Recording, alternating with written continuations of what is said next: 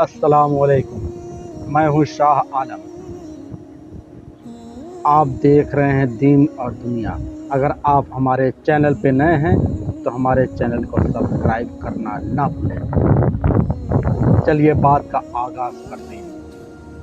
एक अल्लाह वाले बुजुर्ग का किस्सा।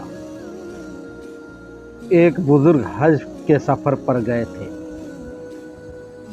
जब वो एक जगह से गुजर रहे थे, उनके हाथ में एक थैला था। उसमें कुछ पैसे थे। अचानक एक चोर उनके हाथ से थैला छीन कर भाग गया। जब चोर काफ़ी दूर निकल गया, तब अचानक उसकी आंखों की रोशनी खत्म हो गई।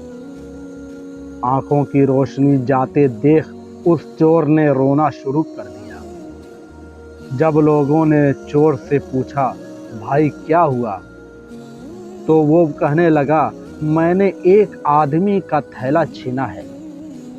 वह कोई बड़ा अल्लाह का नेक बंदा लगता है। मेरी आंखों की रोशनी चली गई। खुदा के लिए मुझे उसके पास पहुंचा दो ताकि मैं उससे माफ़ी मांग सकूं। जब लोगों ने पूछा कि यह किस्सा कहाँ पेश आया, तो कहने लगा, फलां नाई की दुकान के करीब पेश आया। लोग उसको उस दुकान के पास ले गए और नाई से पूछा कि इस तरह का कोई आदमी यहाँ से गुजरा है, आप उसे जानते हो? उसने कहा, मुझे उसका घर तो पता नहीं, हाँ मगर नमाज के लिए वह आते जाते रहते हैं। अगली नमाज के लिए फिर आएंगे। ये लोग इंतज़ार में बैठ गए। वह बुजुर्ग अपने वक्त पर तशरीफ़ लाए। लोग उस चोर को उनके पास ले गए तो उस चोर ने जाकर उनके हाथ पांव पकड़ लिए और उस चोर ने कहा कि मुझसे गलती हो गई, गुनाह हो गया, नादिम हूँ, शर्मिंदा हूँ। मेरी आँखों की रोशनी छिन गई। आप अपने पैसे वापस ले लीजिए और मुझे माफ़ कर दीजिए ताकि अल्लाह ताला मेरी आँखें ठीक कर दे। वह बुजुर्ग कहने लगे कि मैंने तो तुझे पहले ही माफ़ कर दिया है। यह सुनकर चोर बड़ा हैरान हुआ। कहने लगा, हजरत, मैंने तो आपका थैला छीन कर भागा और आप कहते हैं कि माफ़ी मांगने से पहले ही आप माफ़ कर दिए।